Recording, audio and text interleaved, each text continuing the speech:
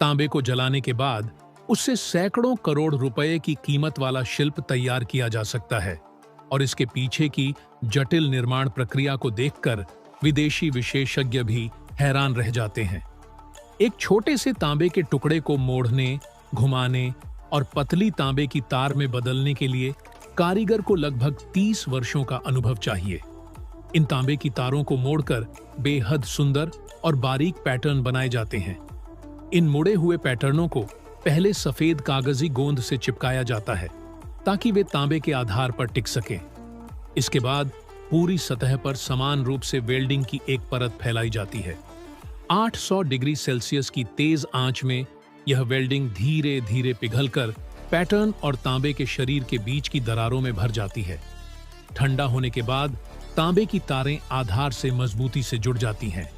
इसके बाद steel brush से सतह को साफ किया जाता है, फिर रगड़कर ऑक्सीडेशन किया जाता है, जिससे हल्का नीला रंग बदलकर चमकदार उजास में बदल जाता है।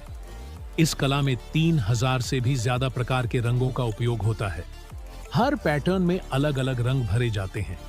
यह देखने में भले ही सरल लगे, लेकिन उस्ताद कारीगर को हर पैटर्न के बीच पारदर्शिता और गहराई का सटीक संतुलन बनाना पड़ता है ताकि पूरे काम में जीवंतता और प्राकृतिक सौंदर्य आ सके।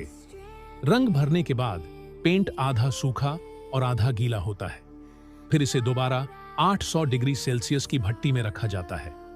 इस तापमान पर रंग में मौजूद कांच जैसी सामग्री पूरी तरह पिघल जाती है और ठंडा होने पर एक चिकनी परत बना लेती है। इस प्रक्रिया को फायरिंग कहा जाता है। लोगों को लगता है कि आग में जलने के बाद सब कुछ खत्म हो जाता है, लेकिन असल में यहीं से असली काम शुरू होता है। कच्चे पदार्थ के पिघलने से सतह पर धंसाव आ सकता है, इसलिए इसे बार बार गर्म करना पड़ता है जब तक तांबे का आधार और तांबे की तारें पूरी तरह समतल न हो जाएं। तभी यह सबसे कठिन पॉलिशिंग चरण में प्रवेश करता है।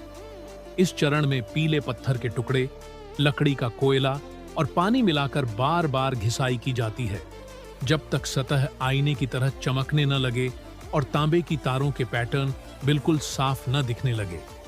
जब ये सभी प्रक्रियाएं पूरी हो जाती हैं, तब आप न केवल कारीगर के वर्षों के अनुभव और धैर्य को देख पाते हैं, बल्कि हजारों साल से चली आ रही एक खोई हुई ब्लैक टेक्नोलॉजी को भी समझते हैं, जिसे जिनताइलान कहा जाता है।